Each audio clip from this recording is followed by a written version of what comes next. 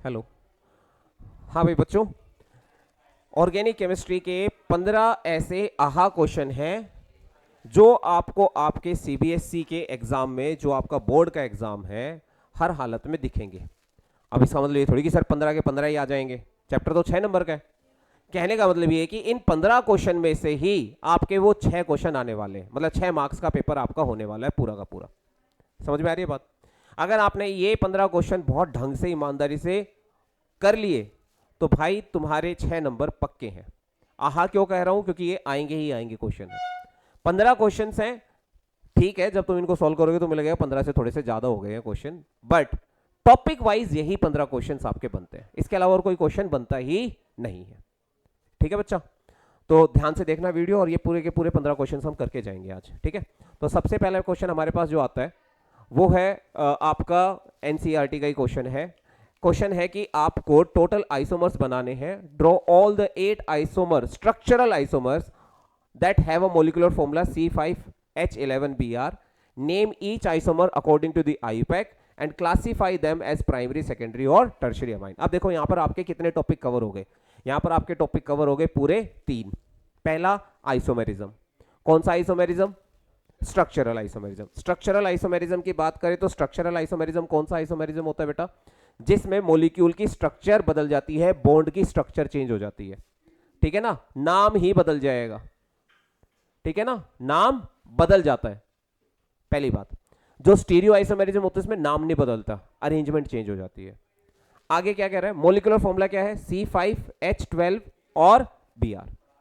ये Br जो है ना काम गड़बड़ करता है, इसी की वजह से 8 आइसोमर बनते हैं। ठीक है ना, 2 minute. Name each isomer according to the IUPAC, तो IUPAC नोमेनक्लेचर क्लियर हो जाएगा। उसके बाद आपको क्लासिफिकेशन आपका क्लियर हो जाएगा, प्राइमरी, सेकेंडरी और टर्शरी। प्राइमरी, सेकेंडरी और टर्शरी की कैसे पहचान कर देते हैं, पहले एक बार ये देख लेते हैं, फिर क्वेश्चन इजी हो जाएगा हमारे पास। जिसके साथ X जुड़ी होती है, अगर उसके पास 2 हाइड्रोजन होते हैं तो डिग्री प्राइमरी, और अगर बेटा उसके पास सिर्फ एक ही H है तो डिग्री सेकेंडरी, और बेटा एक भी H नहीं है तो उसे क्या कहेंगे बेटा हम? टर्शरी। ठीक है, कौन से डिग्री का कार्बोकेटायन, कौन से डिग्री का हेलो एल्केन हो जाएगा? 3rd डिग्री का। समझ रहे हो? क्लियर है? अच्छा, चलो फिर अब इसका नाम देख लेते हैं, इसके सारे के सारे। एक बार ये कर लेते फिर कर लेंगे। ठीक है, चिंता मत हो, सारे हो जाएंगे। आइसोमर बनाओ जरा। सबसे पहला आइसोमर तो बहुत ही सिंपल सा बनेगा, CH3 CH2 CH2 CH2, कितने कार्बन हो गए? 4, CH2Br। सारा खेल ब्रोमीन से शुरू होना है। कितने स्ट्रक्चरल आइसोमेरिज्म आप बना सकते हो बेटा? आपके पास होता है एक पोजिशनल आइसोमेरिज्म यहां पर जो बनेगा, और एक बनेगा आपका चेन आइसोमेरिज्म। पोजिशन आइसोमेरिज्म और चेन आइसोमेरिज्म, माने पहले हम पोजिशन अलग अलग रखेंगे और फिर हम चेन आइसोमर बनाएंगे। अब इसका नाम क्या बनेगा बताओ जरा?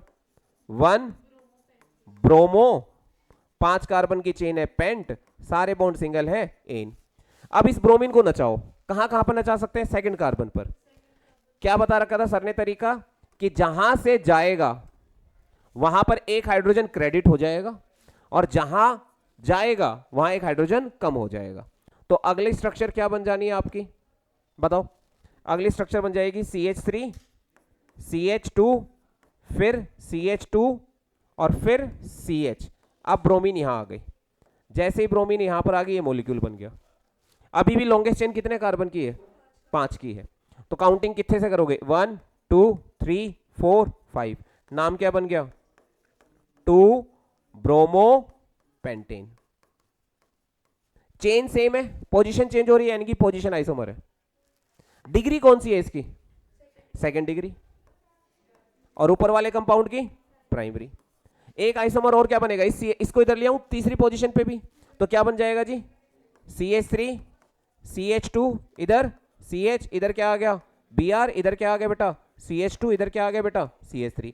1 2 3 4 5, नाम क्या हो गया बेटा? 3 ब्रोमो पेंटेन। आ रही है नहीं बात? समझ में आ रही है? कौन से डिग्री का कार्बोकेटाइन है? 2nd डिग्री का, पहचान लोगे। अब इसके बाद अगर तुम ब्रोमीन को यहां लेके जाओगे तो काउंटिंग वापस स्टार्ट हो जाएगी 2 ब्रोमो पेंटेन, यानी कि इसके कितने आइसोमर बन सकते हैं? अभी तीनों के तीनों क्या हैं? Position isomer. क्योंकि चेन में चेंज नहीं आ रहा। अब हम चेन पलटेंगे, चेन यहीं से पलटना शुरू करना, इसी से ही सारे चेंजेस करने शुरू करेंगे। चेन कैसे पलटेंगे, बहुत सिंपल सा काम है। इस CH3 को उठाओ और इसको ले आओ इधर, कहां ले आओ, इस तरफ ले आओ, इस पे ले आओ, चाहे इस पे ले आओ, अलग अलग पे जाएगा, कोई दिक्कत नहीं है। अब मैं तो कहूंगा कि पहले इस पे ले आओ, तुम इसको हटा देते हैं, इसके जस्ट नजदीक ले आओ। कुछ बच्चे ये भी कह सकते हैं सर यहीं पे ले जाओ, यहां पे ले जाओगे फिर से वही चेन हो जाएगी 2 ब्रोमो पेंटेन की, है ना। तो आप इसको यहां ले आओ, यहां लेकर आओगे क्या मॉलिक्यूल बनेगा बताना जरा। देखो जहां से जाएगा वहां पे एक हाइड्रोजन बढ़ेगा, तो ये चिंटू से क्या बन जाएगा, मिट्ठू। इस वाले की बात कर रहा हूं, फिर से चिंटू गए, हाँ सर, फिर चिंटू था लेकिन एक H कम हो गया तो चिंटी हो गया, तो क्या रह गया CH, है ना। ऊपर मिट्ठू और इधर ब्रोमीन। कितने कार्बन का, एक रह गया हमारा चिंटू, है ना, एक चिंटू रह गया। खा गए, मैं भूख लग रही थोड़ी। देख उधर ढूंढू तो इधर मिलेगा, इधर ढूंढू तो उधर मिलेगा, हाँ जी। तो एक चिंटू रह गया था हमारा, और ये आगे हमारी ब्रोमीन बहना, सही बात है। अब लड़के का नाम कितना क्या बनेगा, देखो काउंटिंग कितने से होगी, ये आपकी लॉन्गेस्ट चेन हो गई, है नहीं, 1 carbon 2 carbon 3 carbon 4 carbon, chain बदल गई ना। नाम क्या हो गया, 1 ब्रोमो 1 ब्रोमो 2 मिथाइल ब्यूटेन। अब इस मिट्ठू भैया को अगर तीसरे कार्बन पर बैठा दूं तो ये बन जाएगा 1 ब्रोमो 3 मिथाइल ब्यूटेन। बैठ सकता है कि नहीं बैठ सकता है, बैठ सकता है सर। तो क्या मिलेगा, CH3 CH, इधर क्या आ गया CH3, इधर क्या आ गया बेटा CH2, वापस चिंटू बन जाएगा। ये एक चिंटू पहले से ही है, और इधर Br, इसका नाम क्या बन गया, आएगा 1 ब्रोमो ही। पहले अल्फाबेटिकली लिखेंगे ना नाम तो प्रेफिक्स में भी, तो क्या आएगा 1 bromo then 3 methyl and then butane. हाँ या ना, कोनो दिक्कत। अब एक कमाल और देखो, दिखाएं, देखना ध्यान से, कितने आइसोमर बन चुके हैं हमारे, 1 2 3 4 5।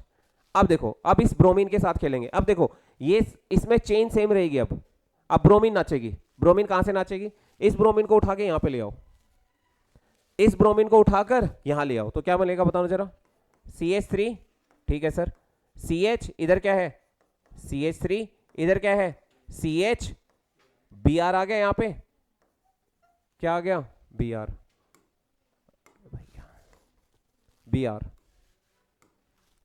Br, और इधर क्या आ गया CH3, 1 carbon 2 carbon 3 carbon 4 carbon, 2 bromo 3 methyl butane.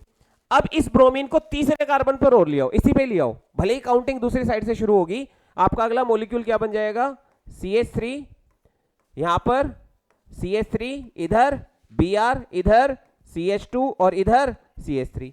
अब लॉन्गेस्ट चेन इधर से काउंट करोगे तो क्या नाम होगा, 2 ब्रोमो 2 मिथाइल ब्यूटेन। ये सारे के सारे क्या हैं आपस में, पोजीशन आइसोमर, क्योंकि सब में ब्यूटेन है। हाँ, इनमें से किसी को भी इससे कंपेयर करोगे तो चेन आइसोमर। डन। एक काम और हो सकता है, क्या क्या सर इसको 3 कार्बन की भी लॉन्गेस्ट चेन में कन्वर्ट किया जा सकता है। हाँ, तो क्या करेंगे हम, इस मिट्ठू को उठाकर ब्रोमीन की जगह पे ले जाओ और ब्रोमीन को मिट्ठू की जगह पे ले आओ, तो तुम्हारे पास क्या आ गया, CH3, यहां पर CH3, यहां पर CH3, यहां पर CH2 और यहां पर Br। लॉन्गेस्ट चेन अब कितने कार्बन की बनी, 3 की।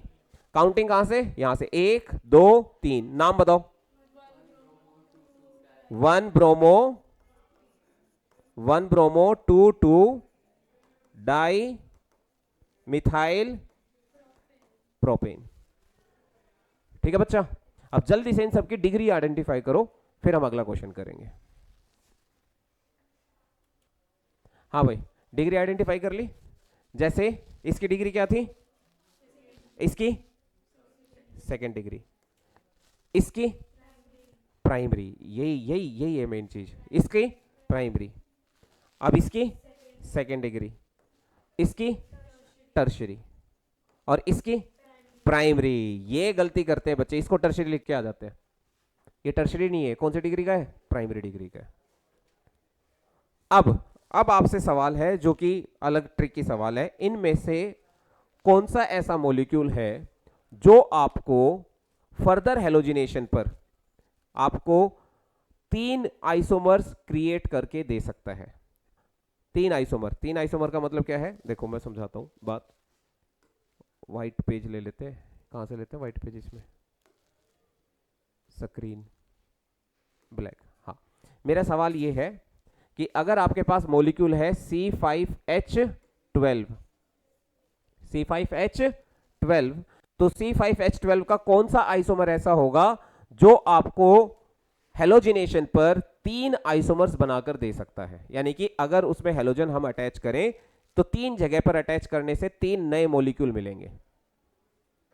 सवाल समझ में आया भाई? इसके अलग अलग आइसोमर्स बनते हैं ना, है ना? ब्रोमीन लगने के बाद तो कितने बन गए? 8। वैसे इसके आइसोमर्स कितने होंगे? 5। ठीक है, कौन कौन से? देखो, एक तो आपका ये बन गया CH3, CH2, CH2, CH2, CH3। एक तो ये बन गया। एक आपका CH3, इस CH3 को नीचे ले आओ, इधर ले आओ, CH3, CH2, CH3। एक ये बन गया, 2 हो गए। एक और बनेगा, 5 नहीं 3 ही बनेंगे शायद, हाँ 3 ही बनेंगे, और नहीं बन सकते। 5 इससे अगले वाले के बनते हैं, इससे अगले वाले के बनते हैं 5, फिर बनते हैं 9, फिर बनते हैं 18, फिर बनते हैं 35, फिर बनते हैं 75। ये नंबर है, याद रख सकते हो आप। ठीक है, आइसोमर्स का पेपर में आता है क्वेश्चन। तो इसमें कितने बन गए आपके? 3। ठीक है, अब सवाल मेरा ये है कि इनमें से कौन सा आइसोमर है जो आपको सब्स्टिट्यूशन होने पर, हेलोजिनेशन होने पर आपको 3 आइसोमर्स बनाकर देगा? इसी में अगर हेलोजन अटैच करूं तो कौन सा ऐसा मॉलिक्यूल है जो आपको 3 आइसोमर बनाकर देगा? ए। देखो, अगर आप यहां पर हेलोजन अटैच करते हो तो क्या मिलेगा? 1 ब्रोमो पेंटेन। यहां पर अटैच करोगे तो 2 ब्रोमो पेंटेन, और यहां पर अटैच करोगे तो 3 ब्रोमो पेंटेन। लेकिन अगर इधर से देखेंगे तो फिर से 1 ब्रोमो और 2 ब्रोमो, सेम हो जाएगा। तो इसके अंदर आपको कितने आइसोमर मिले? 3 आइसोमर। ठीक है सर, इसमें है ना, ना यहां गड़बड़ हो जाएगी। देखो, 1 ब्रोमो 2 मिथाइल ब्यूटेन, फिर बी 2 ब्रोमो 2 मिथाइल ब्यूटेन। अब मैं इधर से काउंटिंग करूं तो 2 ब्रोमो 3 मिथाइल ब्यूटेन, और अगर मैं यहां पर अटैच करूं तो 1 ब्रोमो 3 मिथाइल ब्यूटेन। तो कितने मिले? 4। और यहां पर कहीं पर भी अटैच कर दो, सिर्फ एक ही मिलेगा। 1 bromo 2 dimethyl propane, 1 bromo 2 dimethyl propane, यहां पर अटैच कर लो, और यहां पे यानी कि कितने मिले? 1। अब इन तीनों को ऐड करना जरा, 8 बन गए ना, 8 आइसोमर। यानी कि मोनो सब्स्टिट्यूशन पर प्रोपेन, सॉरी पेंटेन आपको कितने आइसोमर्स देता है? 8 आइसोमर देता है। उस 8 में से 3 नॉर्मल पेंटेन से मिलते हैं, और बाकी ये आइसोपेंटेन कह लो, और ये आपका नियोपेंटेन कह लो। समझ गए? डन? क्लियर? कोई दिक्कत? ये नोट करना है, ये नोट कर लो, बहुत इंपॉर्टेंट चीज है। वही थोड़ी सी ABCD में गड़बड़ हो गई थी हमारी, ABC, और सॉरी बबीता को भूल गए थे हम, क्यूटी और डोली आ गई थी हमारी वीक नहीं है बेटा, कवर में ही है। डन है? चलो, अगर ये वाला क्वेश्चन समझ में आ गया तो अब अगले क्वेश्चन की तरफ बढ़ते हैं। हाँ बच्चों, अब हम क्वेश्चन नंबर 2 की तरफ चल रहे हैं। ये भी आपका NCERT का क्वेश्चन है, और ये नोमेनक्लेचर से रिलेटेड है। पहले दोनों ही क्वेश्चन हमारे किससे रिलेटेड थे? नोमेनक्लेचर से रिलेटेड थे। यहां पर क्या है, आपको आईयूपैक नेम दे रखा है, आपको स्ट्रक्चर बनानी है। 4 की 4 स्ट्रक्चर एकदम ठीक होनी चाहिए, तो समझ लो तुम्हारा नोमेनक्लेचर पक्का है। ठीक है, तो जल्दी से करके दिखाओ 4 के 4, फिर मैं समझाऊंगा।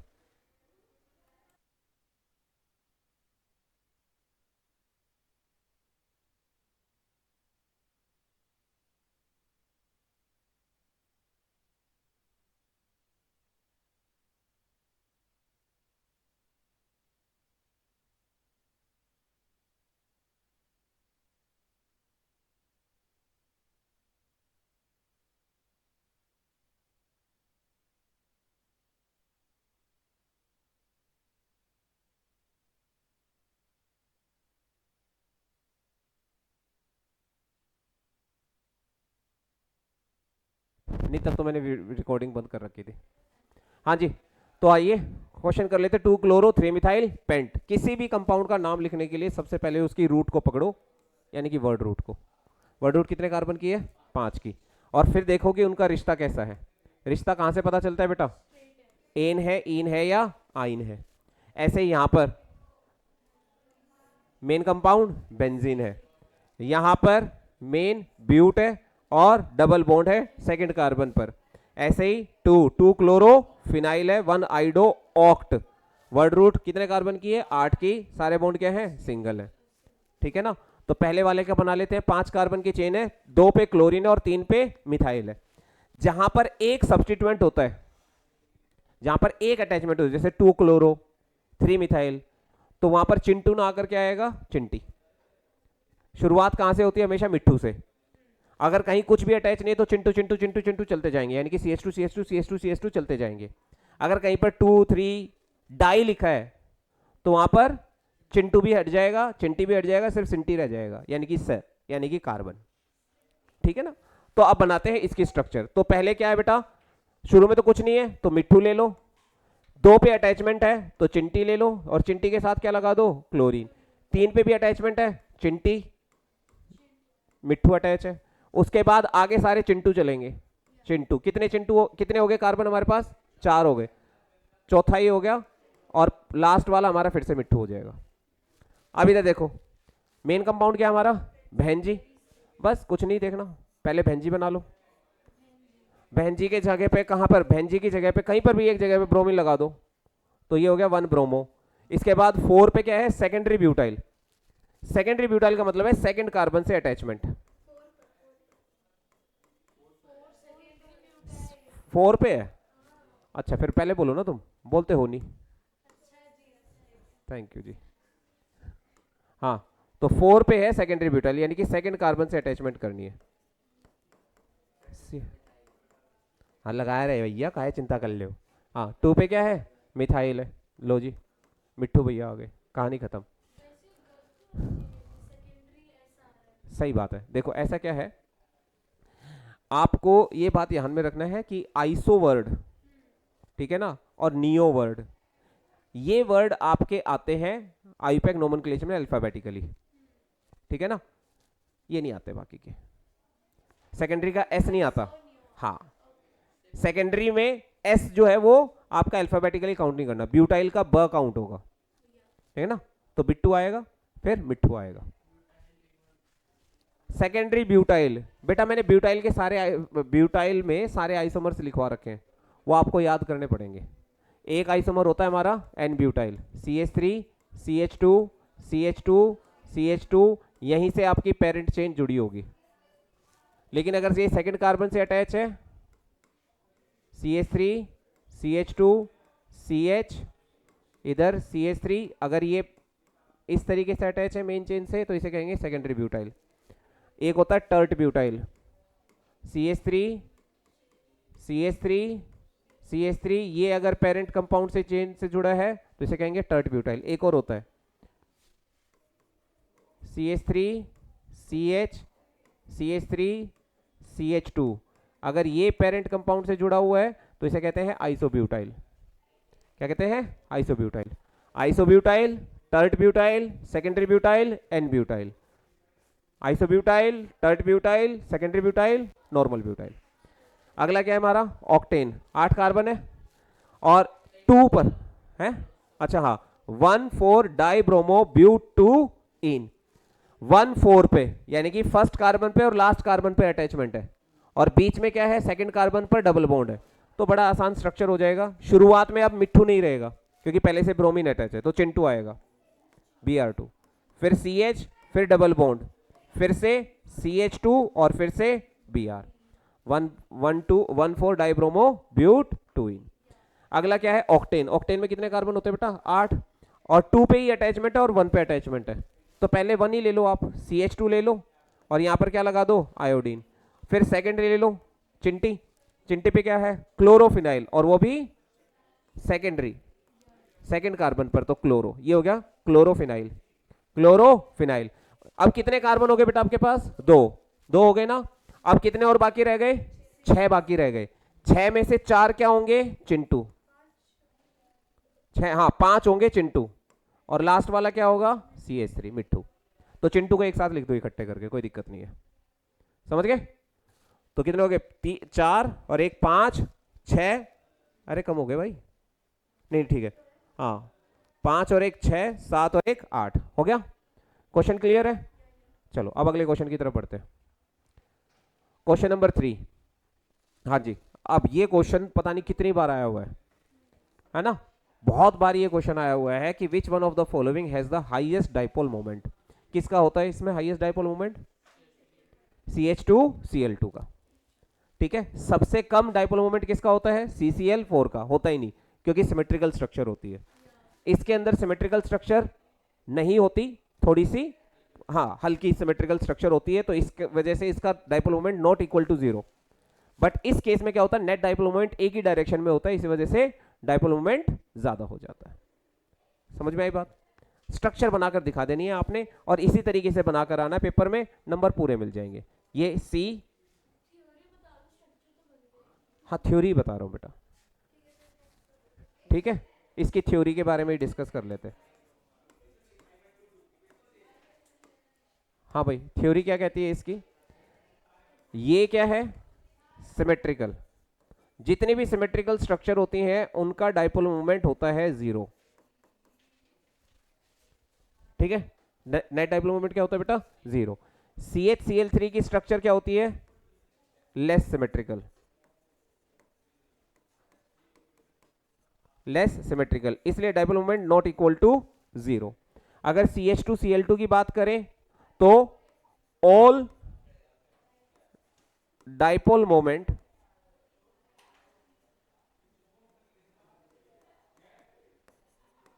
lie in same direction which increases the net dipole। वो नेट डाइपोल को क्या कर देता है बेटा? इंक्रीज कर देता है। ये बात समझ में आ गई गुड़िया? स्ट्रक्चर बना लोगे? बना देते हैं। देखना, यहां पर आपके पास एक कार्बन है, 2 हाइड्रोजन एटम, 2 क्लोरीन एटम। इसका डाइपोल मोमेंट भी इस डायरेक्शन में, इसका डाइपोल मोमेंट भी इस डायरेक्शन में, इसका भी इस डायरेक्शन में, और इसका भी इस डायरेक्शन में। तो नेट डाइपोल मोमेंट इस डायरेक्शन में जाएगा, है ना? CHCl3 के केस में क्या होगा बेटा? 1 H,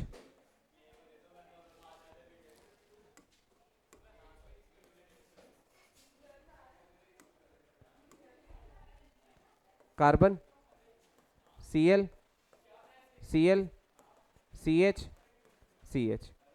इसका डाइपोल मोमेंट इस डायरेक्शन में, इसका डाइपोल मोमेंट इस डायरेक्शन में, इसका इस डायरेक्शन में, और इसका इस डायरेक्शन में। Net dipole moment is not equal to 0। 1.3 के आसपास कुछ वैल्यू होती है। और यहां पर अगर कार्बन है, CCl4 है, सिमेट्रिकल स्ट्रक्चर, इसका इधर, इसका इधर, इसका इधर, इसका इधर, तो नेट डाइपोल मोमेंट क्या हो गया बेटा? 0 हो गया। ये स्ट्रक्चर बना देना और ये वैल्यूज लिख देना, बात बन जाएगी। समझ गए?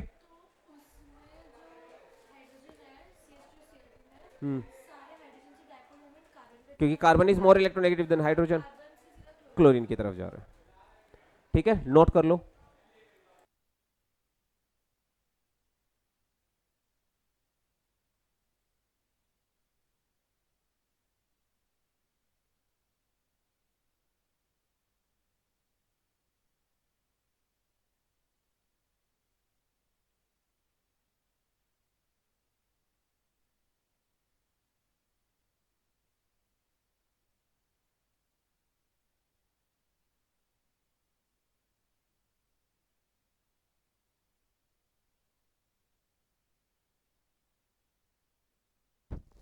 हाँ भाई, क्वेश्चन नंबर 4 की तरफ बढ़ गए हम। Although chlorine is an electron withdrawing group, yet it is ortho para directing in electrophilic aromatic substitution reaction. Why? NCERT का एग्जाम्पल का क्वेश्चन है ये। हाँ बताओ, आप बोलो आंसर। नहीं, गलत है, बहुत ज्यादा गलत है।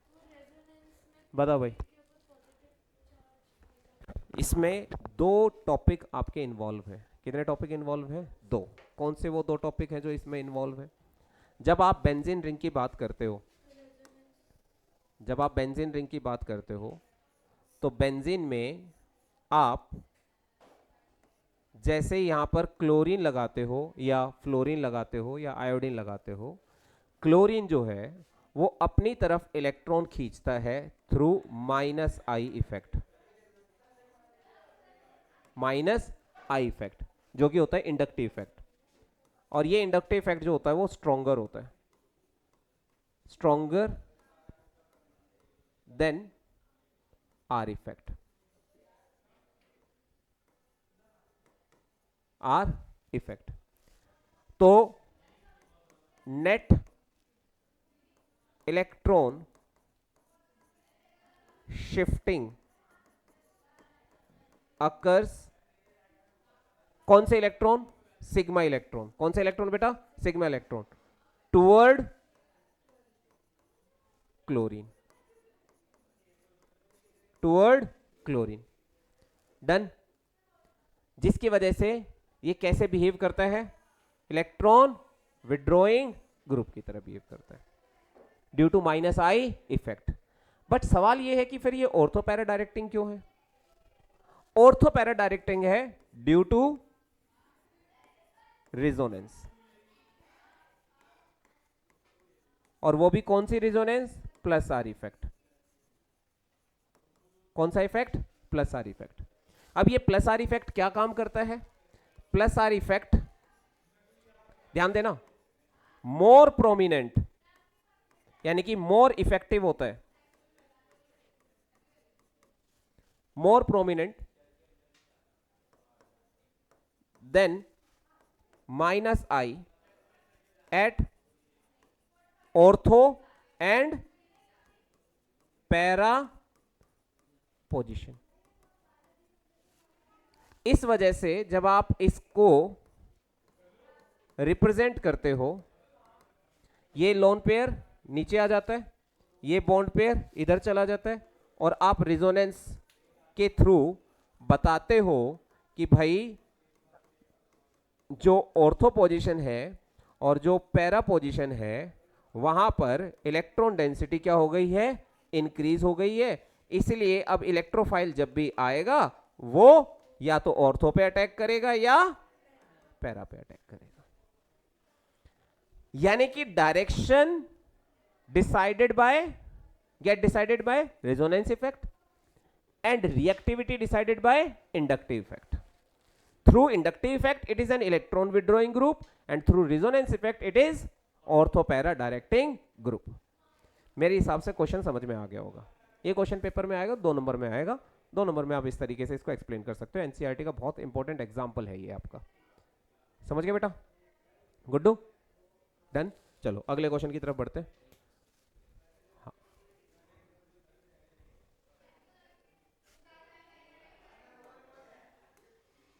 अगला क्वेश्चन नंबर 5 आ गया हमारा। क्वेश्चन नंबर 5 है कि बताइए ये जो कंपाउंड की पेयरिंग दे रखी है, 2 एग्जांपल है यहाँ पे। अच्छा, बच्चे पेपर में क्वेश्चन ही नहीं समझ पाते, उनको लगता है इंक्रीजिंग डिक्रीजिंग कहीं कंपैरिजन करने के लिए आ गया है। 4 ऑप्शन दे रखे हैं, यहाँ 4 ऑप्शन नहीं है। क्वेश्चन यहाँ पर 2 है और हर क्वेश्चन में 2 आपको ऑप्शन दे रखे हैं। 2 पार्ट है इसमें। क्वेश्चन क्या है? In the following pair of halogen compound which compound undergoes faster SN1 reaction. जब भी SN1 रिएक्शन की बात आ जाती है तो कार्बोकैटायन बनता है। 2 स्टेप में होती है। रेसिमिक मिक्सचर बनता है। रेसिमिक मिक्सचर जब बनता है तो प्रोसेस रेसिमाइजेशन कहलाती है। रेसिमिक मिक्सचर में इक्वल अमाउंट में डेक्स्ट्रो और लेवियो कंपाउंड बनते हैं, इसीलिए रेसिमिक मिक्सचर ऑप्टिकली इनएक्टिव होता है। ये 2 स्टेप में कंप्लीट होती है SN1 रिएक्शन, जिसमें से पहला स्टेप होता है फॉर्मेशन ऑफ कार्बोकैटायन, जो कि स्लो स्टेप होता है, रेट डिटरमाइनिंग स्टेप होता है। यानी कि कार्बोकैटायन जितना ज्यादा स्टेबल बनेगा वो एल्काइल हैलाइड उतना ही ज्यादा इस रिएक्शन को शो करेगा। सेकंड स्टेप में न्यूक्लियोफिलिक अटैक होता है। समझ में आ रही है बात? तो इसका मतलब SN1 के अंदर सबसे इंपॉर्टेंट है फॉर्मेशन ऑफ कार्बोकैटायन। और जब कार्बोकैटायन की फॉर्मेशन की बात आती है तो कार्बोकैटायन में 3rd डिग्री का कार्बोकैटायन 2 डिग्री से ज्यादा स्टेबल होता है और 2 डिग्री का 1 डिग्री से ज्यादा स्टेबल होता है due to plus I effect and hyperconjugation. Hyperconjugation. इन दोनों की वजह से आपको ये डिग्री का ऑर्डर देखने को मिलता है। तो अब हम जब, अच्छा एक तो ये एक क्लैश क्या होता है, एक अगला क्लैश क्या होता है कि if degree is same, if degree is same, उसके बाद आपको बेटर लिविंग ग्रुप देखना है।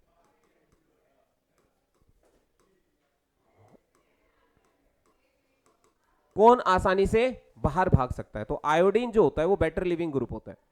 और ये वाला अप्लीकेबल होगा आपका हमेशा ही, चाहे वो आपकी SN1 हो मैकेनिज्म, चाहे वो SN2 हो। कब? जब डिग्री क्या हो, सेम हो। अदरवाइज तो सबसे पहले क्या देखेंगे, डिग्री देखेंगे।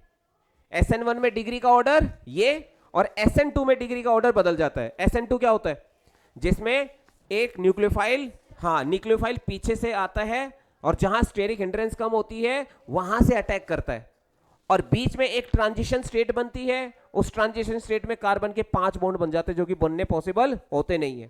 तो वो बहुत ही मोमेंटरीली एग्जिस्ट करती है और तुरंत इधर वाला बॉन्ड स्ट्रॉन्ग होता चला जाता है, इधर वाला बॉन्ड वीक होता चला जाता है, और मॉलिक्यूल की जो स्ट्रक्चर है वो इन्वर्ट हो जाती है, उसका कॉन्फ़िगरेशन पलट जाता है। इसलिए हम इसे कहते हैं इन्वर्जन ऑफ कॉन्फ़िगरेशन। और इसको कौन प्रेफर करता है, जो कम सब्स्टिट्यूटेड एल्कीन होता है, हेलो एल्कीन होता है। कम सब्स्टिट्यूटेड मतलब कि अगर हम ऑर्डर की बात करें SN2 के लिए, आजा गुड्डू, SN2 के लिए अगर हम ऑर्डर की बात करें, कहां गया है, हाँ गो टू L,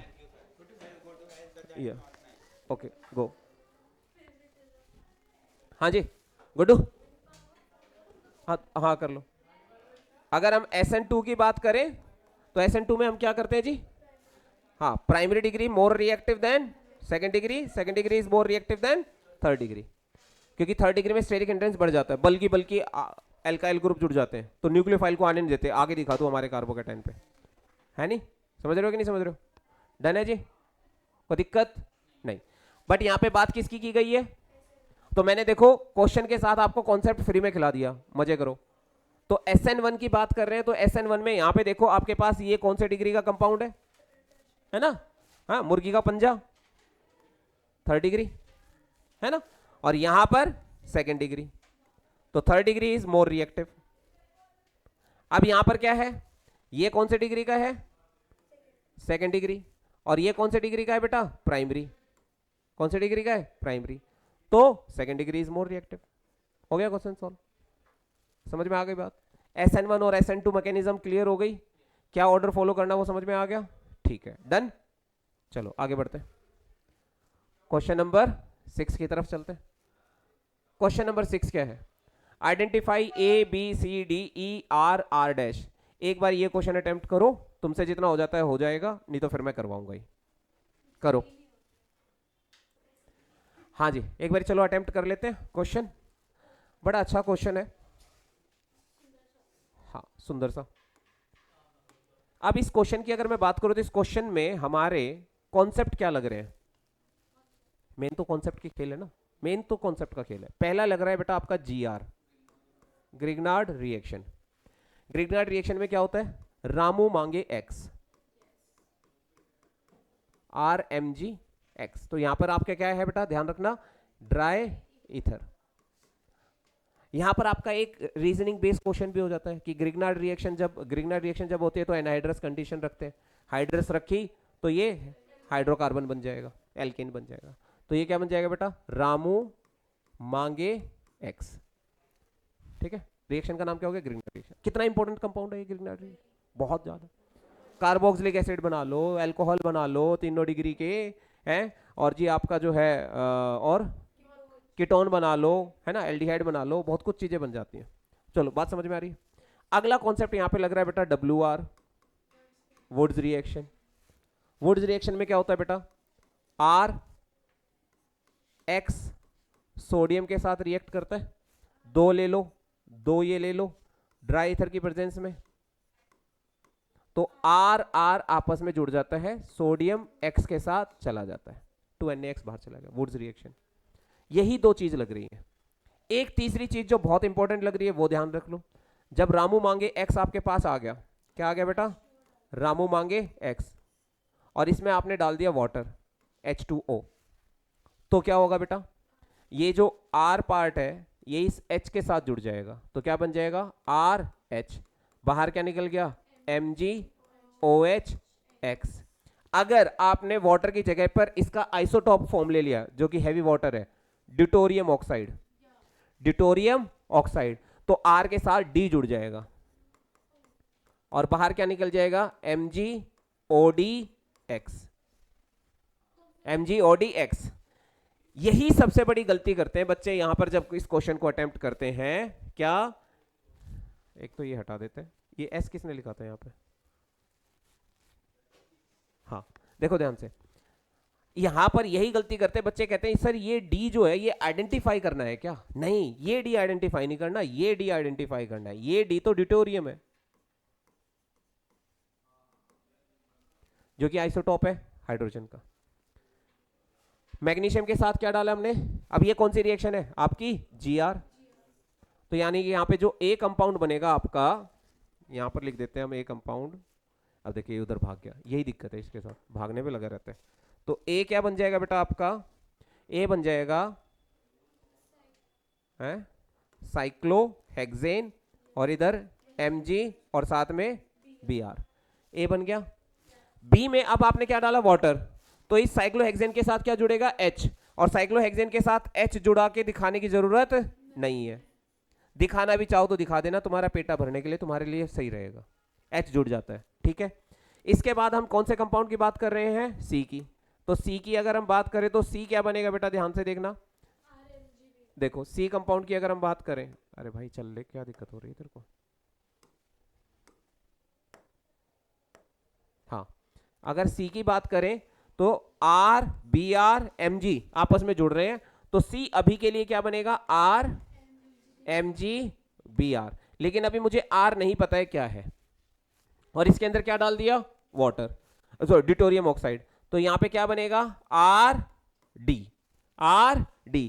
इसका मतलब ये है कि इस D को छोड़कर, इस D को छोड़कर, इस D को छोड़कर बाकी जो भी हिस्सा है वो क्या है R है, तो आप इस D को छोड़ दो, तो इस D को छोड़ दोगे तो बाकी जो हिस्सा बच गया वो क्या बच गया आपका R बच गया, क्या बच गया बेटा R, तो क्यों ना हम इस R को यहां पे लिख दें, है ना, तो हमारे पास C पार्ट क्या आ गया बेटा, C क्या आ जाएगा CH3 CH CH3 और इधर MgBr, और यहीं पर हमें R भी पता लगाना है, तो R भी हमारा पता लग गया, क्या बन गया CH3 CH, इधर बॉन्ड ऐसे दिखाना है आपने R को, ये आपका R पार्ट है, और R के साथ क्या जुड़ेगा बेटा Br है, तो यहां पे ऐसे दिखा दो, पूरा का पूरा, पूरा का पूरा दिखा दो, कोई दिक्कत नहीं है, ठीक है।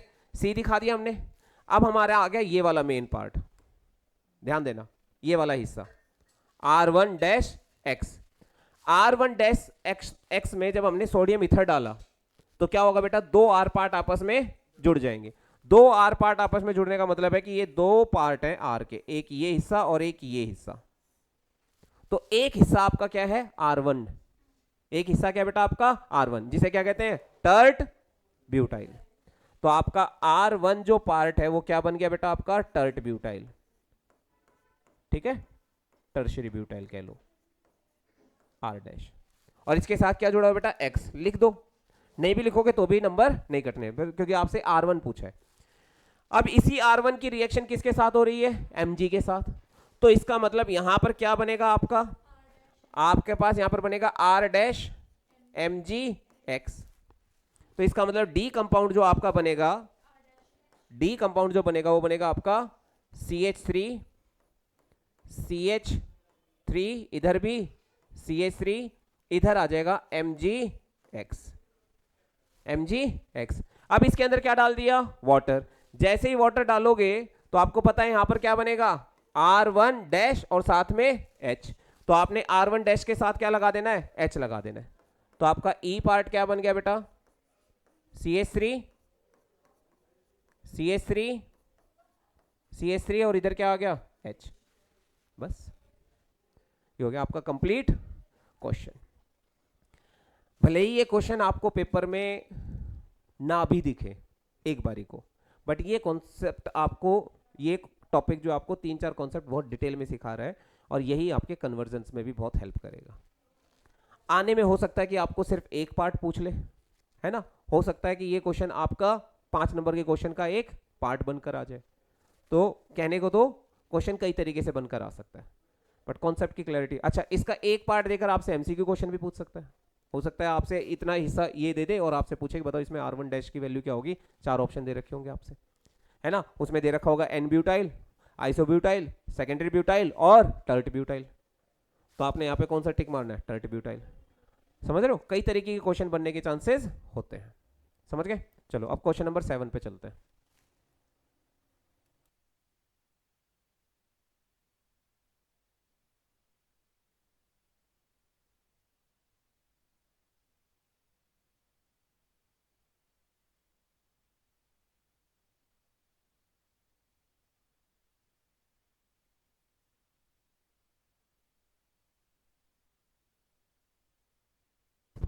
हाँ जी, क्वेश्चन नंबर 7 आपको कौन सा कॉन्सेप्ट सिखाएगा? बेटा एलिमिनेट कैसे होगा, यानी कि बीटा एलिमिनेशन। दूसरी बात कहें तो इसे कहते हैं डिहाइड्रो हेलोजिनेशन। डिहाइड्रो हेलोजिनेशन का बड़ा प्यारा सा मतलब होता है, डिहाइड्रो हेलोजिनेशन को हम कहते हैं, हाँ, जहां से एक हाइड्रोजन एटम और एक हेलोजन एटम बाहर निकल जाए, जिस भी कंपाउंड से। कौन से कंपाउंड से? एल्काइल हैलाइड से। एल्काइल हैलाइड से। जब ये बीटा एलिमिनेशन की बात आती है तो बीटा एलिमिनेशन को समझाने के लिए मैं थोड़ी सी हेल्प लूंगा, आपको ब्लैक स्क्रीन पर लेकर आऊंगा। आपको पता होना चाहिए बेटा, हेलोजन जिस कार्बन से अटैच होता है उसे कहते हैं हम अल्फा कार्बन, उससे नेक्स्ट वाला जो कार्बन होता है उसे कहते हैं हम बीटा कार्बन। इन्हीं दो कार्बन का खेल है, अल्फा का और बीटा का। अल्फा पोजीशन से एक्स और बीटा पोजीशन से हाइड्रोजन। अल्फा से एक्स और बीटा से हाइड्रोजन, ये दोनों एलिमिनेट होंगे। कैसे एलिमिनेट होते हैं वो देखते हैं। सबके बॉन्ड पूरे कर लेते हैं एक बारी। कर लो सर। एक एग्जांपल लिया मैंने, इथीन। क्या एग्जांपल लिया बेटा? इसका नाम है क्लोरोइथेन। क्लोरोइथेन। अब इसकी रिएक्शन होती है बेटा किसके साथ? एल्कोहलिक KOH के साथ, या आप ले सकते हो एल्कोहलिक NaOH, या वही बता रहा हूं, या आप इसकी जगह पे लिख सकते हो sodium in presence of EtOH, या आप इसे को लिख सकते हो sodium in presence of ethanol, या पोटेशियम लिखो। इन दोनों में से कुछ भी लिखा हो सकता है। इसके अंदर होता क्या है, इन दोनों के आपस में रिएक्शन होती है और हमें मिलता है RO नेगेटिव और साथ में Na पॉजिटिव। एल्कोहलिक KOH रोना शुरू कर देता है। क्या शुरू कर देता है बेटा? रोना ओ, और यहां पे बनता है एल्कोक्साइड। ये क्या है बेटा? एल्कोक्साइड।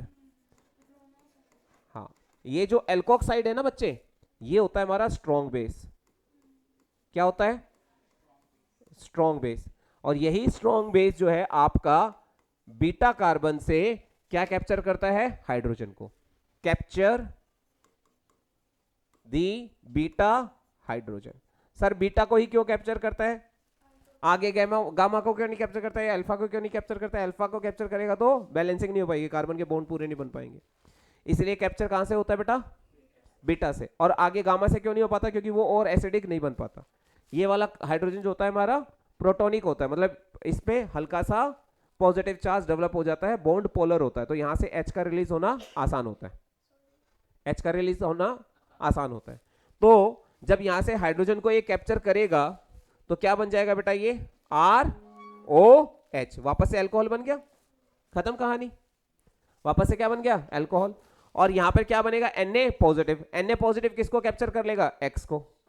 तो यानी कि एक चीज और बाहर निकल गई, क्या? NaX। दो चीजें बाहर निकल गई, ये भी और ये भी। अब अल्फा और बीटा के पास क्या बचा? अल्फा और बीटा। ये अल्फा कार्बन और ये बीटा कार्बन। इसके पास एक हाइड्रोजन और एक हाइड्रोजन, इसके पास एक हाइड्रोजन और एक हाइड्रोजन। पहले से सिग्मा बॉन्ड था ही। अब दोनों के बॉन्ड कितने कितने बेटा? 3-3। तो दोनों आपस में क्या बना लेंगे? Double bond. तो क्या बन गया? इथीन। क्या बन गया बेटा? इथीन। इस दौरान हुआ क्या? एलिमिनेशन।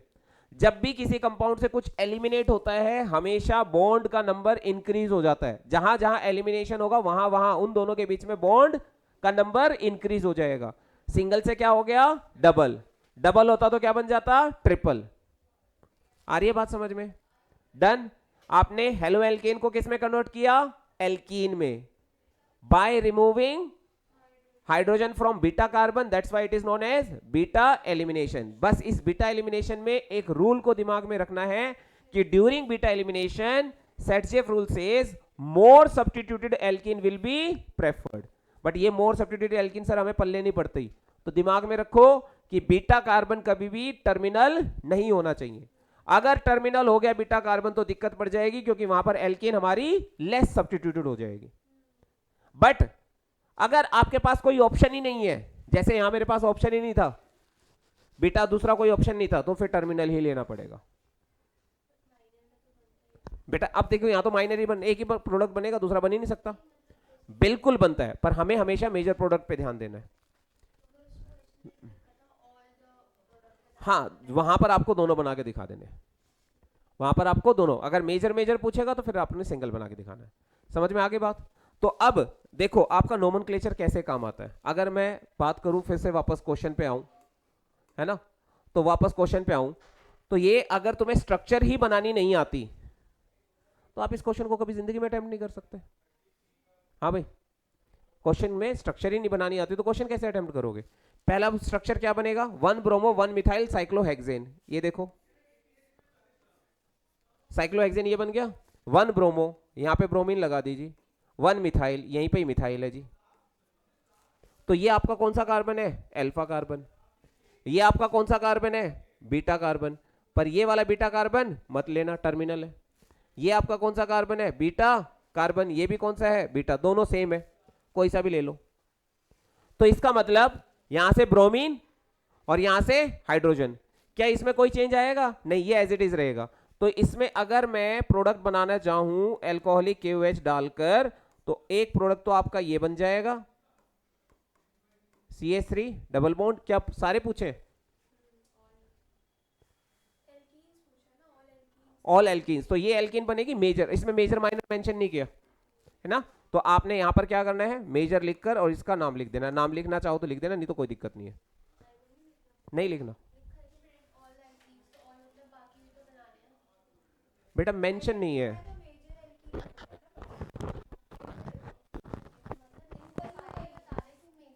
अच्छा ठीक है, नहीं नहीं ठीक है, कोई बात नहीं, ये गुड़िया सही कह रही है। कह रही है कि सारे बनाओ और उसमें से मेजर आइडेंटिफाई करो। तो मेजर आपका ये हो गया और माइनर आप बना लो डबल बॉन्ड CH2 बस। हाँ बेटा आ रहा हूँ। हाँ ठीक है, 2 मिनट दो बेटा। हाँ बस ठीक है ठीक है ठीक है ठीक है। हाँ जी, ये बात समझ में आ गई। इधर क्या है हमारे पास? 2 chloro 2 methyl butane. 2 chloro 2 methyl butane. 2 chloro 2 methyl butane की स्ट्रक्चर क्या होती है? कह रहे यही होती है, कह रहे यही होती है। अच्छा था, 1 2 3 4। इथे कार्बन कौन सा है भाई? ये अल्फा। ये आपका क्या बेटा? बीटा। ये आपका क्या बेटा? Beta dash. बीटा डैश, ये टर्मिनल है। तो 2 प्रोडक्ट बनेंगे। एल्कोहलिक KOH हीट कर दो, क्या मिलेगा बेटा? CH3 C, इधर CH3 डबल बॉन्ड CH, और इधर क्या आ जाएगा बेटा? CH3 2 मिथाइल ब्यूट 2 इन। ये आपका प्रोडक्ट क्या है बेटा? Major general. और इधर जो बनेगा दूसरा क्या बनेगा बेटा? CH2 डबल बॉन्ड C, हाँ CH3 single bond CH2 CH3 2 bromo, sorry 2 methyl but 1 ene. ये 2 मिथाइल ब्यूट 2 इन, ये 2 मिथाइल ब्यूट 1 इन। ये आपका क्या हो गया बेटा? माइनर। अगला क्या है? 2 2 3 ट्राई मिथाइल 3 ब्रोमो पेंटेन, है ना। अब देखो कॉमन चीज देखो, कॉमन कॉमन, यानी कि तीसरे पे ब्रोमीन भी है और मिथाइल भी है, 2 पे 2 मिथाइल है। अब ये वाला केस बहुत इंपॉर्टेंट है, क्योंकि यहां पे एक बीटा कार्बन के पास हाइड्रोजन है ही नहीं। स्ट्रक्चर बना लें इसकी, बड़ी प्यारी सी स्ट्रक्चर भाई बनाते। हेलो हेलो ठीक है, हेलो। हाँ हेलो, अबे डलेगी हाँ ठीक है, बाय। सर, हाँ कार खींच रही है। भाई करने दो यार, बड़ी मुश्किल से वीडियो बन रही है मेरी। धन्यवाद, चलो थैंक यू। हाँ भाई क्या है, 2 2 3 ट्राई मिथाइल 3 ब्रोमो पेंटेन बना लेते हैं स्ट्रक्चर। ये देखो CH3 इधर क्या है बेटा, CH3 इधर क्या है बेटा, CH3 इधर क्या है बेटा, क्लोरीन या ब्रोमीन है, ब्रोमीन है। क्लोरीन थी ब्रोमीन थी, ठीक है तो ब्रोमीन लगा देंगे, चलो कोई बात नहीं। ब्रोमीन। और इधर CH2 कितने हो गए, 5 करने ना, हाँ 5 हो गए जी। अब यहां पर अगर तुम अल्फा कार्बन की बात करो, बीटा कार्बन की बात करो, तो एक बीटा कार्बन के पास हाइड्रोजन ही नहीं है। जैसे ये आपका अल्फा कार्बन हो गया, ठीक है, एक ये आपका बीटा, ये आपका बीटा डैश, और एक ये आपका बीटा डबल डैश, समझ रहे हो, 3 बीटा कार्बन है। मेजर प्रोडक्ट किससे आएगा निकलकर, बीटा से। बीटा डैश क्या है, टर्मिनल, इसमें तो हाइड्रोजन है ही नहीं, तो इसको तो छोड़ दो, तो 2 प्रोडक्ट बनेंगे।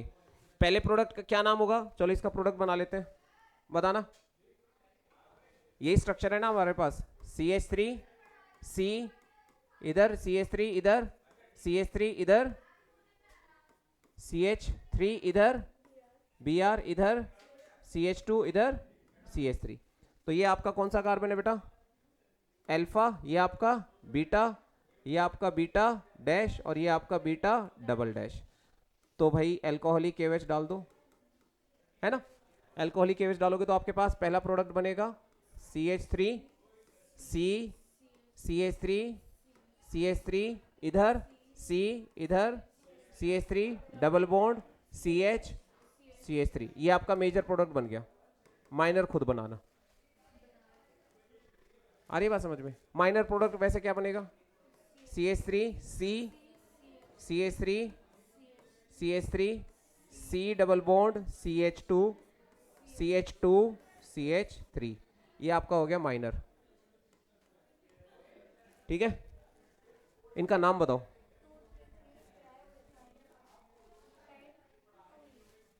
इसका तो तुमने इधर से काउंट कर लिया होगा, 1 carbon 2 carbon 3 carbon 4 carbon 5 carbon, ठीक है ना। 3 4 4 ट्राइमिथाइल पेंट 2 इन, इसका नाम क्या होगा, हम्म हम्म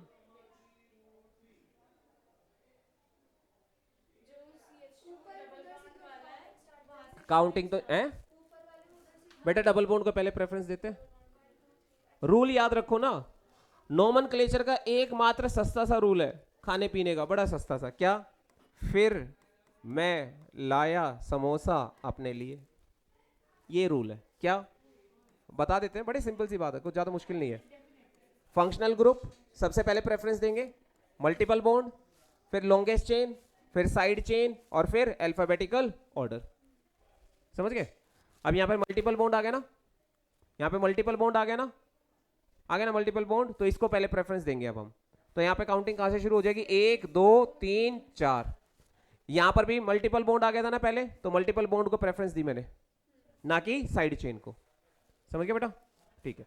अब इसका नाम क्या होगा, 2 पे क्या जुड़ा हुआ है, ये tert butyl, 2 tert butyl but 1 ene, but ये आईपैक पूरा नेम नहीं है, इसमें यहां पर साइड चेन में ब्रांचिंग आ रही है, तो इसका एग्जैक्ट नेम होगा 2 bracket 1 1 1 1 dimethyl ethyl, longest chain बंद, फिर ब्यूट 1 इन, ये इसका परफेक्ट आईपैक नेम है, समझ गया बच्चा। मिनिमम मैक्सिमम, वही बात आ गई ना, साइड चेन पे ही बात कर रहे हो आप डायरेक्ट, साइड चेन से पहले कितनी चीज है उनको कैसे नेग्लेक्ट कर लोगे, मेरी बात समझ में आई ना, ना गुड्डू, लॉन्गेस्ट चेन तो बहुत बाद में आ रही है, पहले किसको प्रेफरेंस देना है? फंक्शनल ग्रुप, चाहे चेन छोटी बने चाहे बड़ी बने। मल्टीपल बॉन्ड, चाहे चेन छोटी बने चाहे बड़ी बने।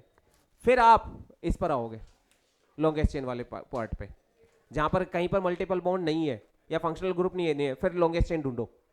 और फिर लॉन्गेस्ट चेन भी सारी तरफ से अगर सेम आ रही है तो वो लॉन्गेस्ट चेन सेलेक्ट करो जिसमें ब्रांचिंग ज्यादा है।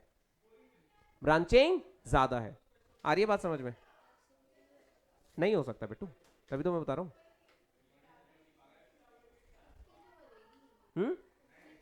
कितनी बनेगी?